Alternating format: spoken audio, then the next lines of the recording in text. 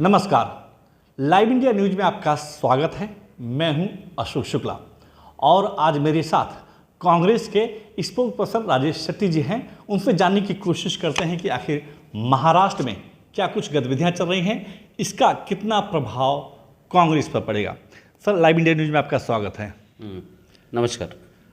Sir, आपसे जानना चाहेंगे कि जिस तरीके का माहौल महाराष्ट्र में दिखाई दे रहा है, एक अप्रत्याशित घटना घटी जिसमें से आपको भी मालूम है, सब जो है आश्चर्यचकित हैं।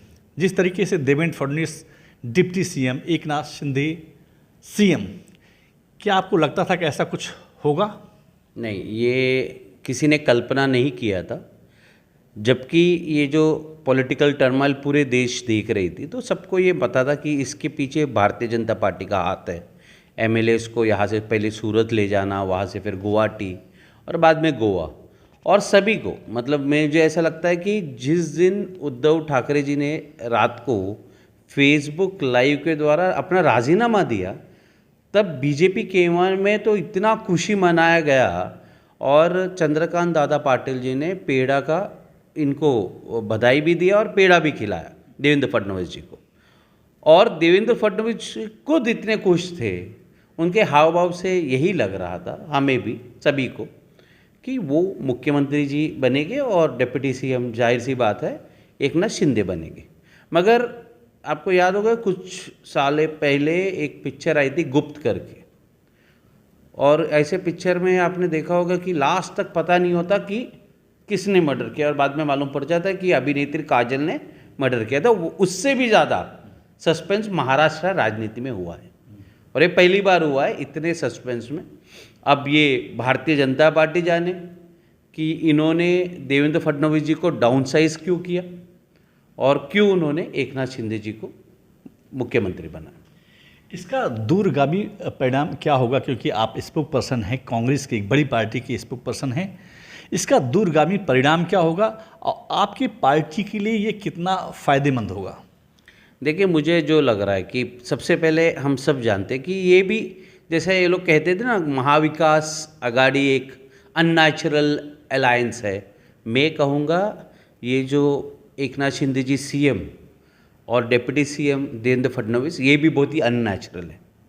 क्योंकि जिसके पास ज़्यादा एमएलए है, जो नेशनल पार्टी है, वो उनका जो लीडर है वो डिप्टी सीएम, और जो कुछ लोग भंडकोर जिसको कहते हैं, वो लोग बाहर आके वो आदमी सीएम, उनका लीडर एकनाथ शिंदे, ये ज़्यादा दिन नहीं चलेगी। हाँ, ये ज़रूर है कि दिल्ली की जो सरकार है उनको कुछ इंटरेस्ट है महाराष्ट्र में डेवलपमेंट की काम, जिसमें उनका इंटरेस्ट है। जैसे सबसे पहले आरे में कार शेड बनाने का हो, दूसरा बुलेट ट्रेन का, जिसका विरोध महाराष्ट्र कर रही थी। पूरे महाराष्ट्र का जनता को बुलेट ट्रेन की ज़रूरत नहीं है, ज़रूरत है मगर हमें बुलेट ट्रेन यहाँ से दिल्ली का करो, कलकत्ता करो। अहमदाबाद वाला बुलेट ट्रेन का पूरा महाराष्ट्र विरोध कर रहा था। मगर आप देखिए कि ये लोग ने ये जो अलायंस किया बहुत ही शॉर्ट पीरियड के लिए किया है, और उसमें उनका जो इंटरेस्ट का काम है, जैसे आरे में कार शेड ये लोग चालू करा देंगे, जो मुंबई करके हित का नहीं है। क्योंकि अगर आप प्रोग्रेस करना चाहते हो तो it should be sustainable. Sustainable मतलब क्या? एनवायरनमेंट को रक्षा करते हुए आपको प्रोग्रेस करना चाहिए। ये हमारा जो आरे है, ये पूरा मुंबई को ऑक्सीजन देने का काम करती है। हमारे जो महाराष्ट्र प्रदेश के जो अध्यक्ष है नाना पटोले जी ने, इन्हें कल साफ तौर से गवर्नमेंट ने जैसा ही डिक्लेयर किया कि हम आरे में शेड बनाएंगे, इसका विरोध हमने किया है, और इसके लिए कांग्रेस पार्टी प्रतिबद्ध है, मुंबई के जनता के साथ है। और जब भी सड़क पे उतरने की बारी आएगी तो कांग्रेस के लोग सड़क पे उतरेंगे। लेकिन राकेश जी, अब आपकी पार्टी का स्टैंड क्या हुआ? क्योंकि महाविकास आघाड़ी में आपके करीब 14-15 मंत्री थे।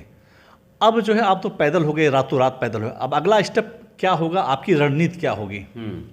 देखिए, रातों रात पैदल ऐसा नहीं होता कोई भी।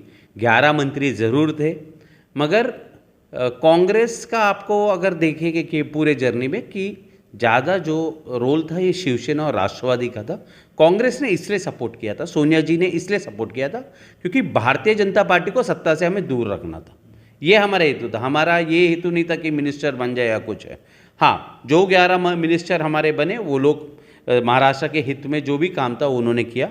और मैं आपको इसमें बता दूँ, हमारे जो पूर्व मुख्यमंत्री और महाविकास आघाड़ी में जो मंत्री थे श्री अशोक चव्हाण जी, उन्होंने साफ तौर से उद्धव ठाकरे जी को लास्ट कैबिनेट जब हुआ तब उन्होंने कहा कि अगर हमारे कारण आपके जो एमएलए है वो नाराज़ हो रहे और अगर वो लोग उस कारण से तोड़ रहे तो हम आपके सरकार को बाहर से समर्थन देंगे, मंत्री पद छोड़ देते हैं और बाहर से आपको सपोर्ट करते हैं, आप वो नाराज़ एमएलएस को बुलाइए।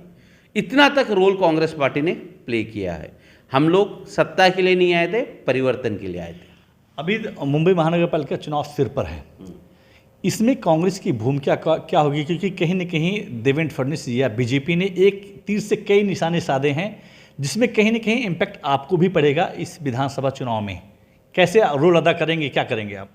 देखिए, अगर आरए शेड का मुद्दा इन्होंने पहला निकाला, पहली बात देवेंद्र फडणवीस जी का जो घर और ये सब राजनीति है नागपुर का है, मुंबई का नहीं है। इनको आरए से कोई मतलब नहीं है। आरए का वो जंगल रहे या ना रहे, मगर हम मुंबईकर को है, क्योंकि हम लोग इस मुंबई में रहते हैं और मुंबई का आप देखिए कंक्रीट जंगल बन गया है। सबसे पहला मुद्दा तो उन्होंने ही हमें दे दिया, ये जो सरकार ने पहले दिन हमें मुद्दा दे दिया। तो आरए के मुद्दे पे जो बीजेपी के भी वोटर्स हैं, जो ये बोरीवली, कांदिवली, गोरेगांव, मलाड इस जगह पे रहते हैं, जो ट्रेडिशनली बीजेपी वोटर्स हैं, और आपको पता होगा वहाँ पे ज़्यादातर एमएलएस जो है ये भारतीय जनता पार्टी का, ये वोटर शिफ्ट कांग्रेस और राष्ट्रवादी के तरफ हो गए। और जहाँ तक मुंबई महानगर पालिका का सवाल है, मुंबई के कांग्रेस के जो अध्यक्ष हैं श्री भाई जगताप जी, वो हाल ही में आपको पता है कि एमएलसी का चुनाव भी वो जीत गए। वो उनके टीम के साथ पूरी तरह सक्रिय है, ग्राउंड में जीरो में है, लोगों का काम कर रहे हैं। और मुझे पूरा विश्वास है कि महाविकास आघाड़ी का जो आगे भी जो भी रोल रहेगा उसमें हमारी सत्ता बीएमसी में जरूर आएगी। संक्षेप में जाना चाहेंगे, क्या ये सरकार 2.5 साल का कार्यकाल पूरा कर पाएगी? लिख के देता हूँ, नहीं चलेगी, ज़्यादा दिन नहीं चलेगी। और हमारे कारण नहीं मैं बोल रहा हूँ, भारतीय जनता पार्टी इस सरकार को गिराएगी और जैसा उनका काम पूरा होता है तो वो गिराएगी।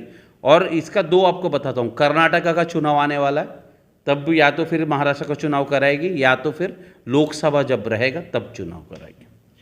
ये थे राकेश शेट्टी जी, जिनका साफ कहना है कि हालांकि बीजेपी ने तोड़ मरोड़ करके सरकार भरी बना ली है, अपनी दूरगामी जो सोच है उसको इम्प्लीमेंट करने के लिए सरकार तो बना लिया है, लेकिन क्या ये सरकार 2.5 साल चल पाएगी? क्योंकि कहीं ना कहीं बीजेपी की नज़र कहीं और है और निशाना कहीं और है। Ashok Shukla, live India news, Mumbai. आप देख रहे हैं लाइव इंडिया न्यूज चैनल, रोचक खबरों का नया अंदाज। लाइव इंडिया न्यूज चैनल पर अपडेट खबरें देखने के लिए चैनल को सब्सक्राइब, लाइक और शेयर जरूर करें।